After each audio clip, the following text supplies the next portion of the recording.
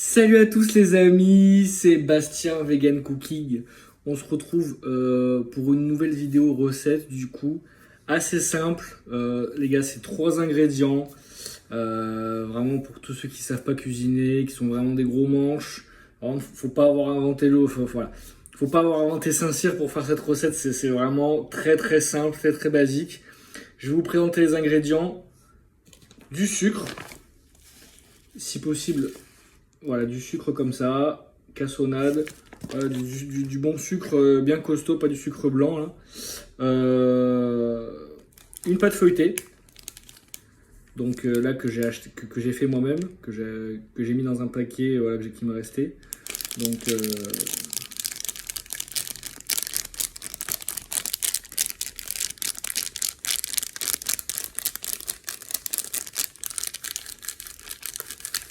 voilà, une pâte feuilletée quoi. Et bien sûr, des pommes.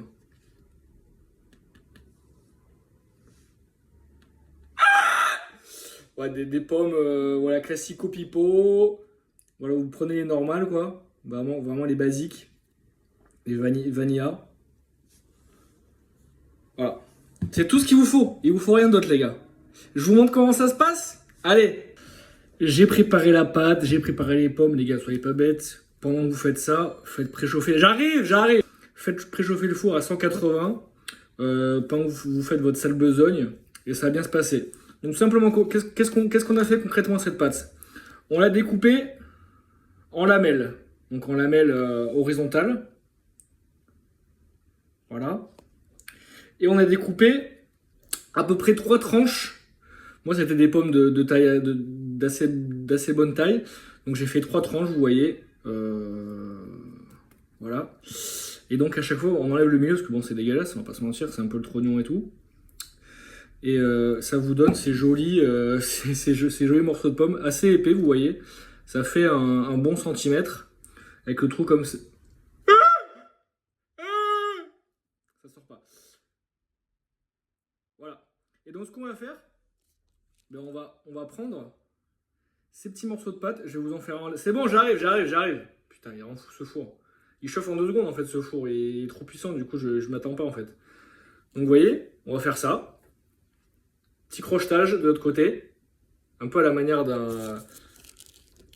Hop. On fait pareil. On peut un peu étirer la pâte. Que vu que c'est une pâte feuilletée, après elle va grossir un peu à la cuisson. Vous voyez là, je vais couper au milieu. Je repars comme ça.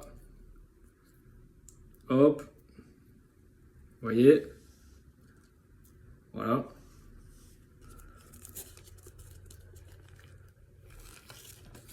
Hop. On utilise un petit peu la force de gravitation pour s'aider. Hein, on n'est pas à la mine non plus. Donc on peut se permettre de faire ça un petit peu de manière un peu nonchalante. Et une fois qu'on a fini de tordre un petit peu, ça va. Hop, on fait un petit tour.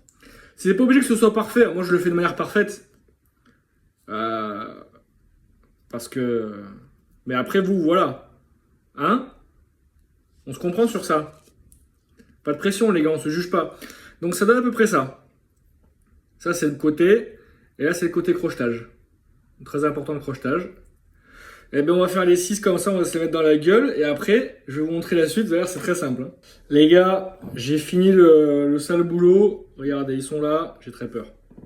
Ils sont là. Je vais vous en montrer un vite fait. Donc ça ressemble à ça à la fin. Vous voyez, c'est parfaitement scellé. De l'autre côté, pareil.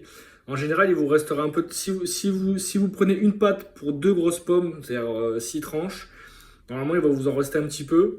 Donc n'hésitez pas à combler un peu les trous, surtout à l'arrière. Au-dessus, c'est pas très grave.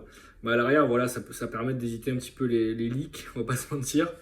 Et donc là, qu'est-ce qu'on va faire? Bah écoutez les gars, c'est pas compliqué. On a utilisé déjà 2 ingrédients, il en reste un. Le sucre. Je pense qu'il n'y a pas besoin de trop t'expliquer la situation. Ce qui va se passer, ça va être assez simple. On va tout simplement ouvrir le sucre. Hop! Et on va bien régaler son homme, bien régaler son bestiau. On va mettre du sucre Voilà, là on ne voit pas, mais bon, je suis en train de le faire. Hein. On va mettre du sucre sur tous les machins. Et puis après on enfourne les gars. Alors au niveau du temps d'enfournement, ça va dépendre des fours, etc. Moi la dernière fois que je l'ai fait, ça a pris 30 minutes. Moi ce que j'aime bien faire en général quand je fais des pâtisseries et tout comme ça, c'est que je mets les trucs assez bas, c'est-à-dire maximum en hauteur milieu, voire un peu plus bas, pour que ça cuise gentiment.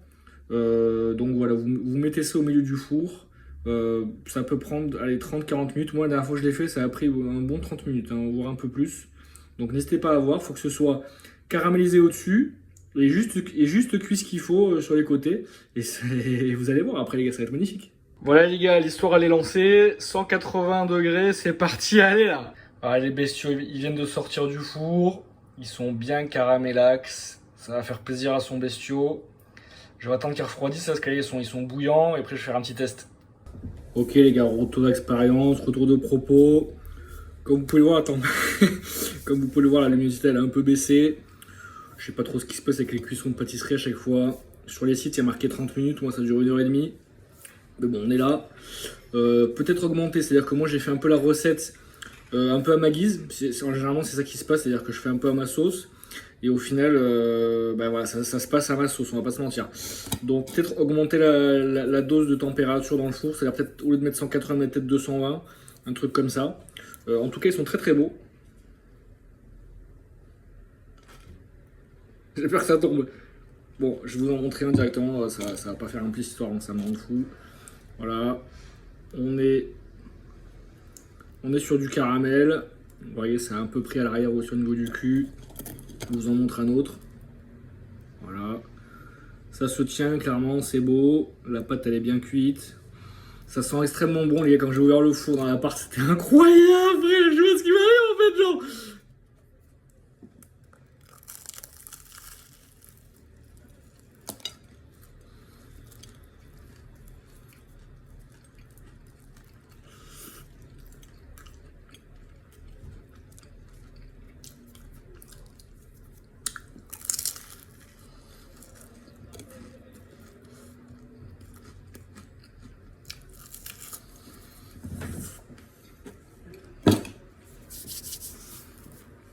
Donc là.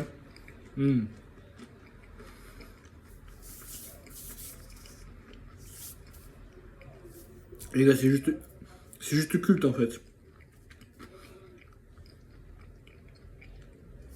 Une pâte,